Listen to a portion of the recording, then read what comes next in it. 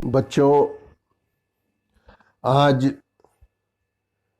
आप लोगों के बीच इतिहास के 10वें पाठ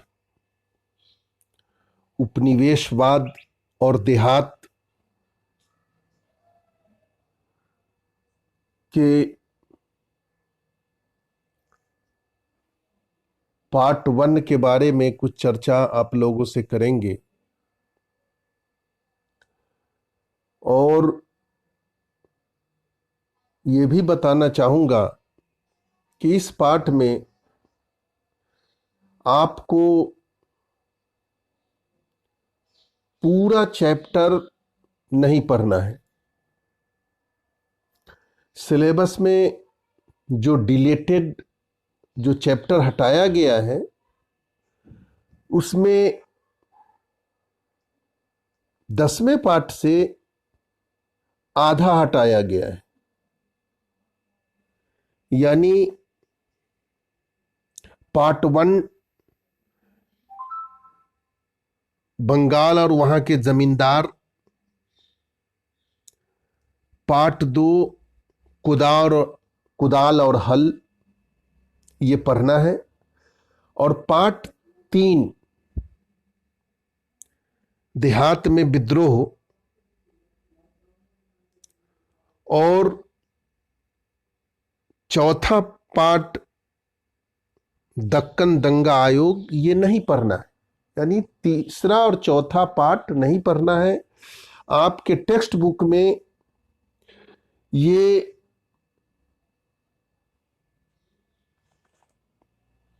पेज नंबर 275 से लेकर 85 तक पेज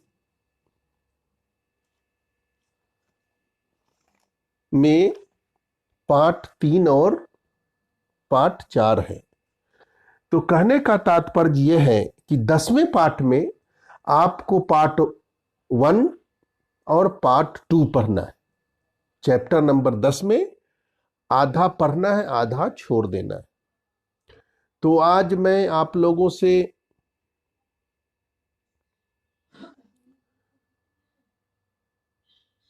पार्ट 1 के बारे में कुछ बात करूंगा। ध्यान से सुनना है, समझना है। अगर आपने ध्यान से सुन लिया, समझ लिया, तो निश्चित रूप से आपको लाभ मिलेगा।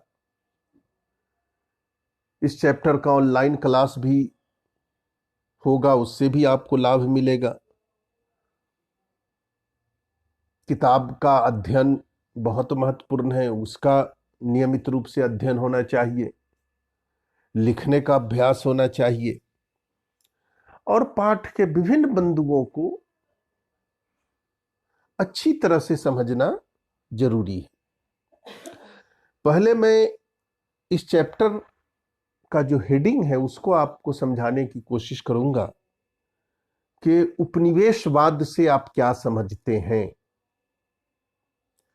आप लोगों को पता होगा, पहले भी आप लोगों ने पढ़ा है कि 1757 में पलासी के युद्ध के बाद बंगाल के नवाब को परास्त करने के बाद ईस्ट इंडिया कंपनी धीरे धीरे अपना नियंत्रण बंगाल पर स्थापित कर रही थी, और बंगाल को पूरी तरह से अपने में नियंत्रण में लेने के बाद फिर यहां पर पूर्ण रूपेण अपना वर्चस्व स्थापित करना उसका मुख्य उद्देश्य था।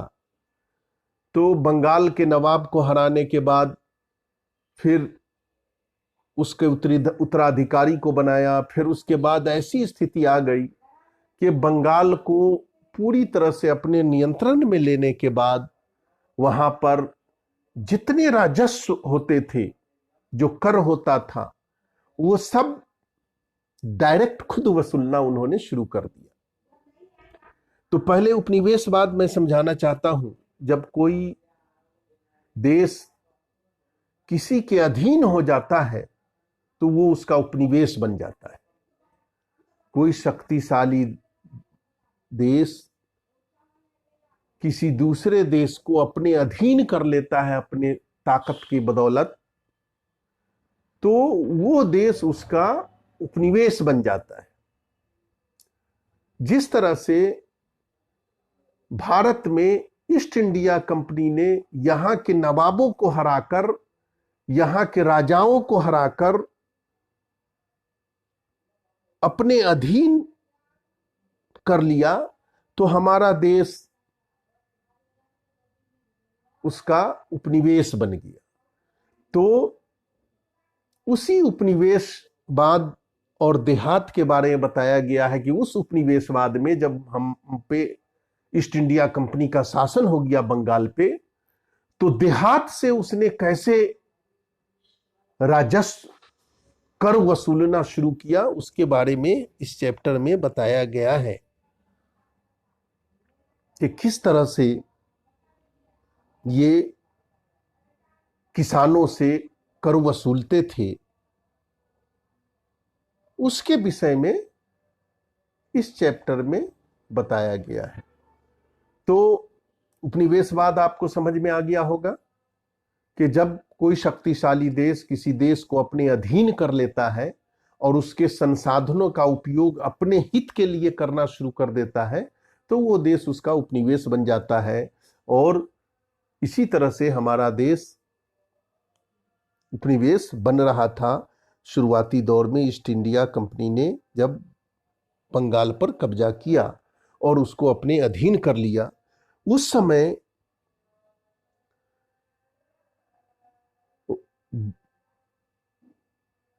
यहां का गवर्नर जनरल कॉर्नवालिस था। कॉर्नवालिस जो अमेरिका के स्वतंत्रता संग्राम के दौरान ब्रिटिश सेना का कमांडर था, और बाद में ईस्ट इंडिया कंपनी ने उसे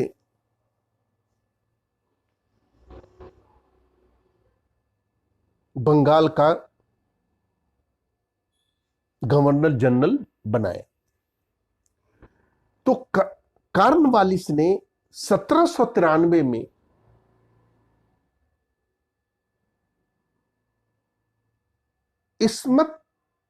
इस्तमरारी बंदोबस्त,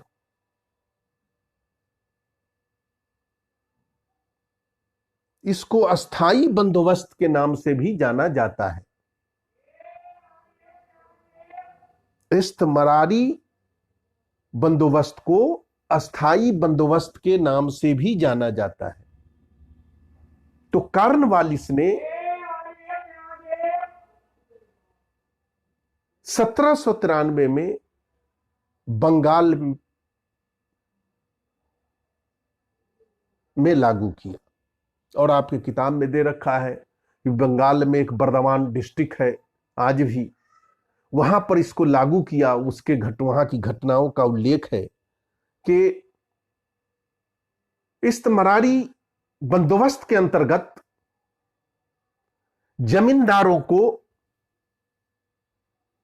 एक निश्चित समय के अंदर ईस्ट इंडिया कंपनी को राजस्व वसूल कर जमा कराना होता था। जो जमींदार होते थे वो किसानों से कर वसूल कर ईस्ट इंडिया कंपनी को जमा कराते थे। वो निश्चित रकम प्रत्येक जमींदार को ईस्ट इंडिया कंपनी के अधिकारी के पास, कलेक्टर के पास जमा कराना होता था।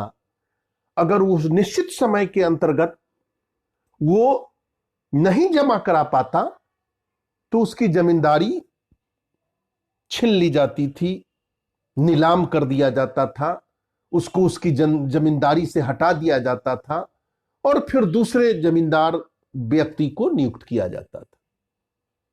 इसी को अस्थाई बंदोबस्त या इस्तमरारी बंदोबस्त कहते हैं।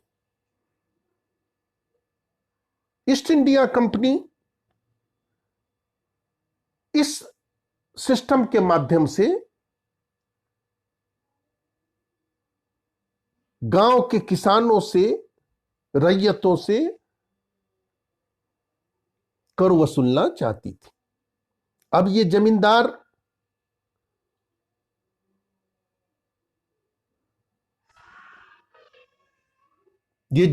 कौन थे, इसको समझिए।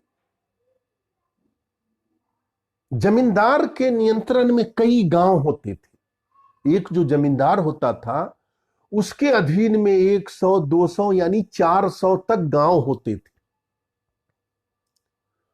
उन गांवों से ये जमींदार कर वसूल कर कंपनी के अधिकारी को जमा कराते थे।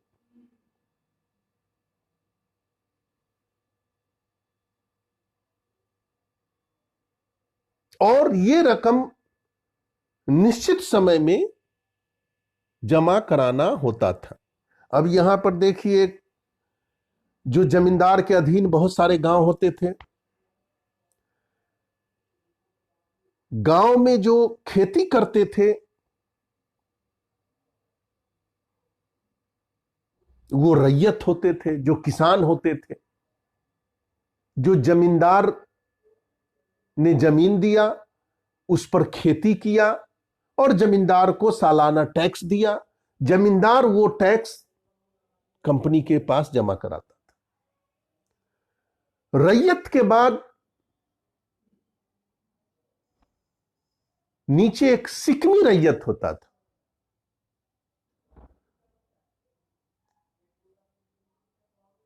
सिकमी रैयत ये किसान से, रैयत से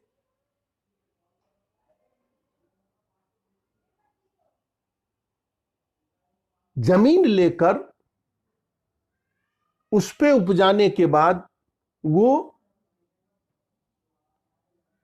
रैयत को देते थे, किसान को देते थे।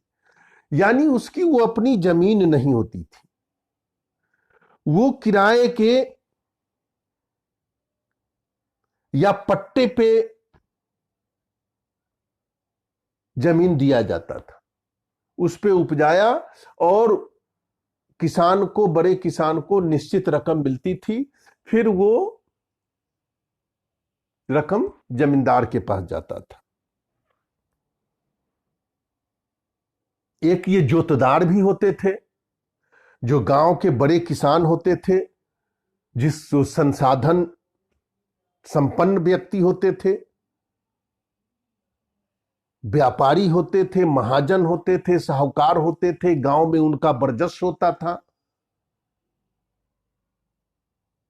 उसको गांव में जोतदार कहा जाता था। ये जमींदार से नीचे की श्रेणी होती थी। उस जोतदार से भी बड़े किसान या किसान जो रैयत हुआ करते थे वो जमीन लेते थे और फिर वो जोतदार को जमा कराते थे। फिर जोतदार एक टाइम ऐसा था कि डायरेक्ट कंपनी को भी जमा कराते थे। या फिर जमींदार को जमा कराया, फिर ये कंपनी के अधिकारी को जमा कराते थे। तो जमींदार कौन होता था, इसको समझना जरूरी है कि एक जमींदार के अंदर में कई गांव होते थे। 100, 200 यहां तक के 400 गांव का मालिक एक जमींदार होता था। उसके नीचे रैयत होते थे, जो किसान होते थे, जो खेती करते थे और जमींदार को कर बस देते थे। फिर उसके नीचे सिकमी रैयत होता था, जिसकी अपनी जमीन नहीं होती थी। वो पट्टे पे जमीन लेकर खेती करके रैयत को यानी किसान को जमा कराते थे और फिर वो किसान जमींदार को देते थे। और उन्हीं रैयतों में जो गांव में धनवान अधिक साधन संपन्न व्यक्ति वो जोतदार बन जाता था, तो उसकी भी भूमिका बढ़ जाती थी। तो जमींदार और जोतदार रैयत, सिकमी रैयत, ये बातें स्पष्ट तौर पर समझ में आनी चाहिए कि जमींदार कौन होता था। जमींदार बड़े पैमाने पे होता था और जोतदार छोटे पैमाने पे होता था, उसके नीचे रैयत जो किसान होते थे, और इस तरह से कर जमा कराया जाता था। और ये एक सिस्टम था। इस्तेमरारी बंदोबस्त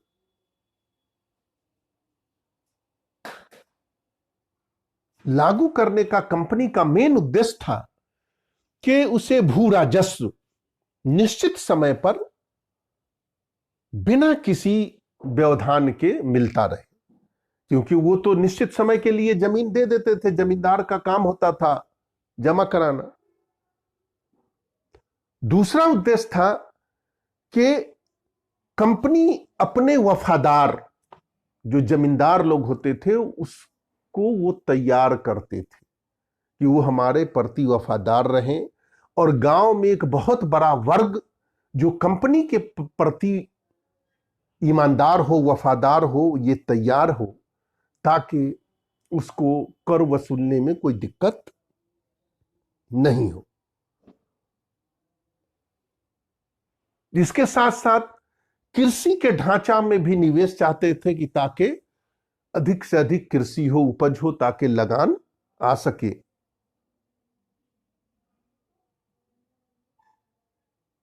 और इस तरह से ईस्ट इंडिया कंपनी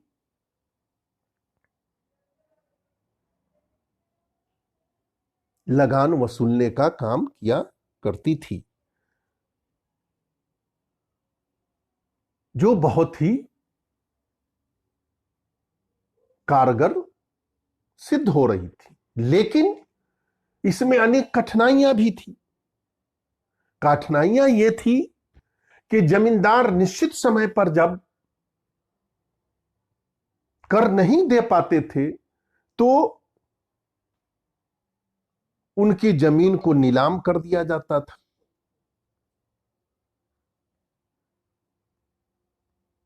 जमीन नीलाम करने के बाद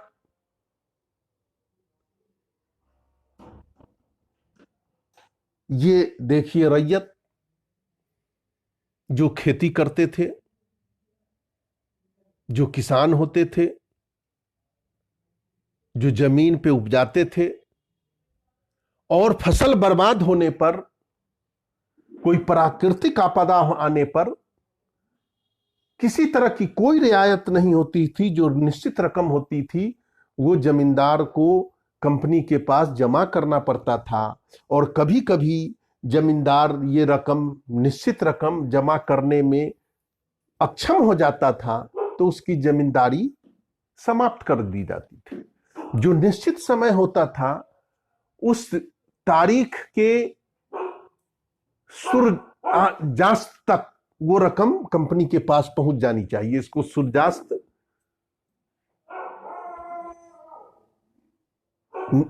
कानून के नाम से भी जाना जाता था, कि जो डेट निश्चित होता था तो सूर्यास्त होने, सूरज डूबने से पहले कंपनी के पास कलेक्टेरिएट में ये रकम जमा होना जाना चाहिए। तो ये किसान, ये रैयत होते थे जो खेती करते थे, जो मेहनत कश होते थे। इसमें सिकमी रैयत होते थे जो जमीन किराए पे लेते थे, पट्टे पे लेते थे। अब स्पष्ट हो गया कि 1793 में अस्थाई बंदोबस्त लागू किया गया, और क्यों लागू किया गया इसके बारे में स्पष्टता आपको हो जानी चाहिए। अब जमींदार के बारे में आपको समझ में आ गई बात। अब ये जोतदार कौन होते थे? मैंने पहले बताया कि ये गांव में अमीर किसान होते थे, इसकी स्थिति बहुत अच्छी होती थी, ये साधन संपन्न व्यक्ति होते थे, इनके अधीन बहुत बड़ा भूमि का क्षेत्र होता था और ये अस्थाई तौर पर, स्थानीय तौर पर ये व्यापार हो, साहूकार हो, कारोबारी, यानी पैसे का अच्छा लेन देन होता था। यानी छोटे किसान को, जरूरतमंदे को या आर्थिक रूप पे मदद भी करते थे। तो इनका गांव में जोतदार जो होते थे, इनका व्यापक स्तर होता था। जो छोटे किसान होते थे इससे लाभान्वित होते थे समय समय पर। तो इसकी स्थिति बहुत अच्छी होती थी और ये जो जोतदार से छोटे किसान जमीन लेते थे, निश्चित समय पर ये जोतदार को वापस कर देते थे। वो जोतदार फिर जमींदार को या फिर ईस्ट इंडिया कंपनी को वो देता था।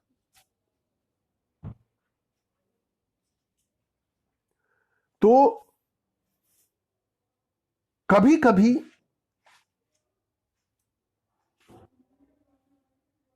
ये जोतदार के समय सामने भी कठिनाई आ जाती थी।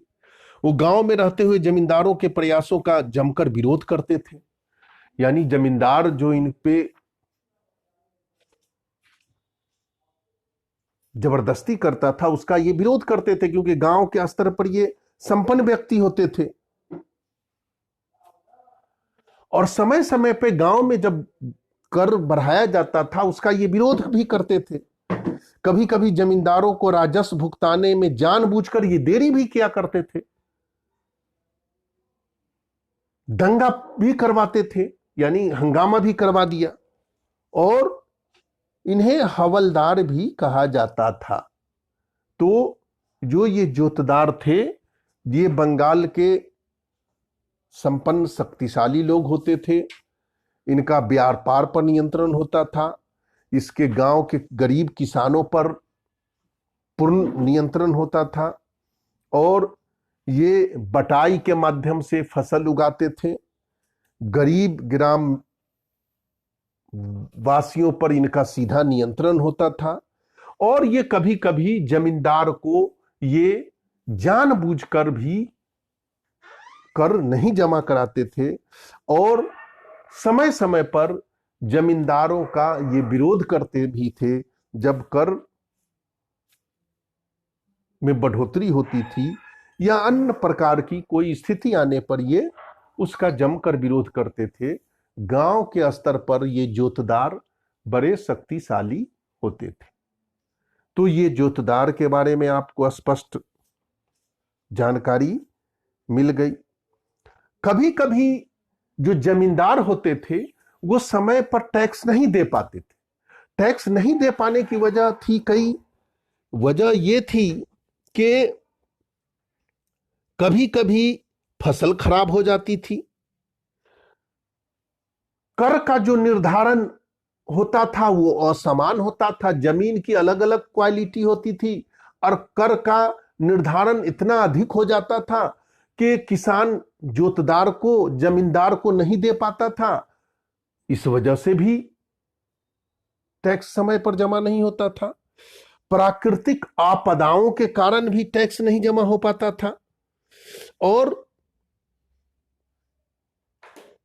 मैंने पहले भी बताया कि कंपनी का इतना सख्त नियम था कि राजस्व अगर निश्चित तिथि के सूर्यास्त से पहले नहीं जमा होने की स्थिति पर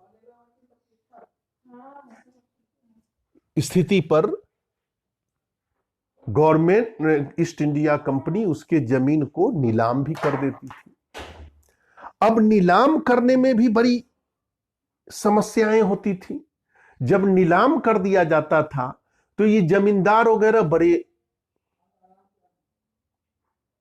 चालाक होते थे। ये नीलामी अपने रिश्तेदारों के नाम, अपने एजेंटों के नाम, अपने दूसरे मिलने जुलने के नाम करवा दी, इनकी जमींदारी छीनी, तो फिर समझिए कि अपने एजेंट रिश्तेदार के नाम करवा लिया। तो नीलामी की जो प्रक्रिया थी वो 90% वो असफल हो जाती थी, क्योंकि कंपनी जब नीलाम करने जाती थी तो वास्तु स्थिति ये होती थी कि जिसकी जमींदारी नीलाम हो रही है तो उसी के इर्द गिर्द के जो रिश्तेदार होते थे, एजेंट होते थे, वही ऊंची दाम लगाकर जमींदारी फिर उन्हीं के पास रह जाती थी। इसलिए ये कई मौकों पर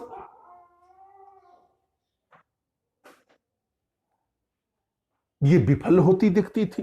कई बार जमींदार करते थे कि अपनी जमीन को अपने स्त्री, माता और अन्य परिवार के स्त्री सदस्यों के नाम कर देते थे। तो स्त्री के नाम जमीन होने पे उस समय था कि उसका हस्तांतरण नहीं होता था। तो इस तरह से ये गड़बड़ भी किया करते थे। तो कई कठिनाइयों का सामना भी करना पड़ता था। तो अस्थायी बंदोबस्त या इस्तेमारी बंदोबस्त लागू करने से कंपनी को कई फायदे भी थे। कंपनी इसको क्यों लागू करना चाहती थी इसके बारे में कि एक निश्चित समय पर उसको आय प्राप्त हो जाती थी। लगान वसूल करने पे समय और पैसे का खर्च इसे नहीं करना पड़ता था। कंपनी जमींदारों के माध्यम से आसानी से कर वसूल लेती थी। कृषि विकास क्षेत्र में क्रांति में परिवर्तन होगा, यह भी उद्देश्य था। इसके साथ साथ कंपनी कर्मचारियों भूमि के संदर्भ में क्या ज्ञान का अभाव था, इसलिए भी ये व्यवस्था को, ऐसी व्यवस्था लागू करना अनिवार्य हो गया था।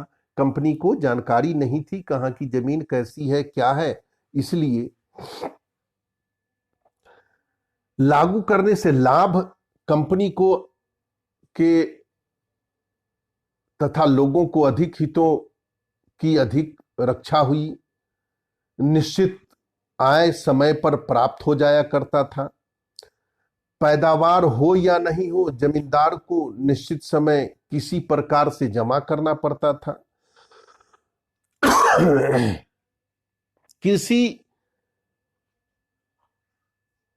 उन्नति की ओर अधिक ध्यान देने, जमींदार कृषि के की ओर अधिक ध्यान देने लगे थे, जिसके कारण कंपनी को अधिक लाभ हो रहा था। तो इस तरह से अगर हम देखते हैं तो अस्थाई बंदोबस्त उस समय कंपनी की मजबूरी थी और इसमें बहुत सारी विषम गतियां होने के बावजूद भी उस समय यह बहुत उपयोगी और सिद्ध साबित हो रही थी। तो इस तरह से हम समझते हैं तो अस्थाई बंदोबस्त के विषय में बहुत सारी जानकारी प्राप्त होती है। इसमें जमींदार के बारे में जाना हम लोगों ने, जोतदार के बारे में जाना कि जोतदार कौन होते थे, अस्थाई बंदोबस्त यानी इस्तेमत मरारी बंदोबस्त के बारे में जाना और कंपनी इसको क्यों लागू किया था इसके बारे में जाना। इसके क्या लाभ थे इस पे चर्चा हुई। अब हम लास्ट में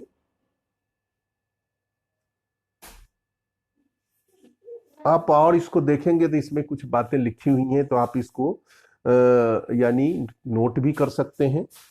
इस सरकार को यानी कंपनी को क्या लाभ हो रहा था इसके बारे में बात होने के साथ साथ कंपनी की बहुत सारी समस्याओं का निदान भी हो जाता था, क्योंकि डायरेक्ट वो किसानों से नहीं इन्वॉल्व होते थे। तो लास्ट में एक है 5वीं रिपोर्ट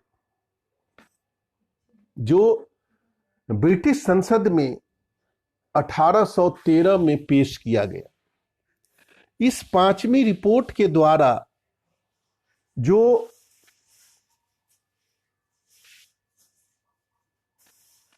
यह बताने का प्रयास किया गया कि ईस्ट इंडिया कंपनी भारत के अंदर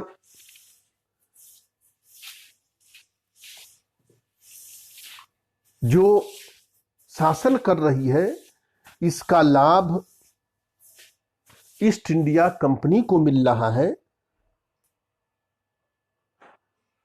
और इसके बारे में रिपोर्ट में 1002 पृष्ठ थे, जिनके 800 से अधिक पृष्ठ में जमींदार और उनके रैयतों की अर्जियां थी।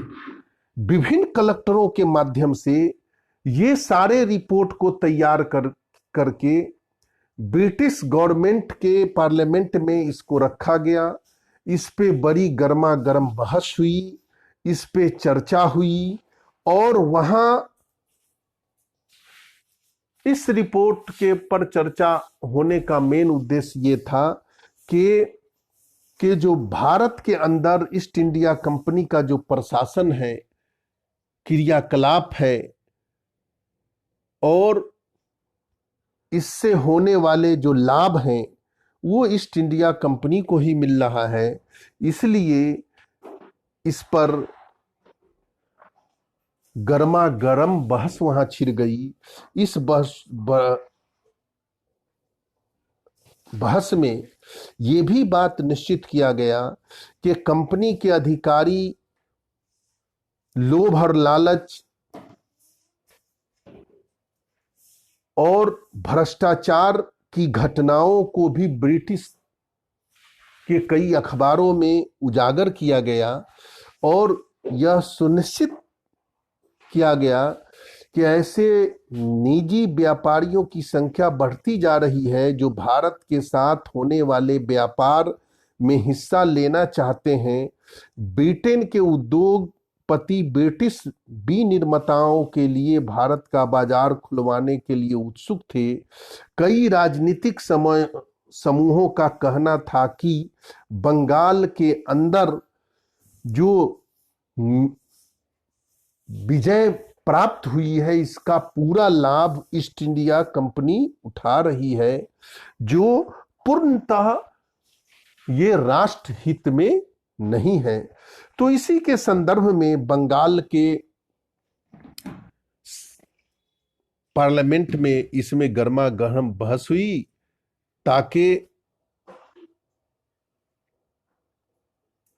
यह सुनिश्चित किया जा सके कि बंगाल पर जो ईस्ट इंडिया कंपनी का नियंत्रण है उसमें क्या कमियां हैं, क्या उसमें सुधार किया जा सकता है। तो पांचवी रिपोर्ट में इन चीजों का उल्लेख किया गया ताकि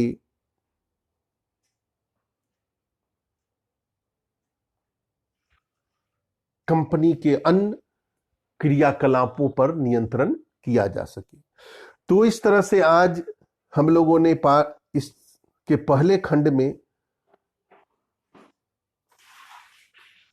अस्थाई बंदोबस्त, जमींदार, जोतदार, अस्थाई बंदोबस्त की विशेषता और पांचवी रिपोर्ट के बारे में चर्चा किया। इसको आप निश्चित रूप से अपने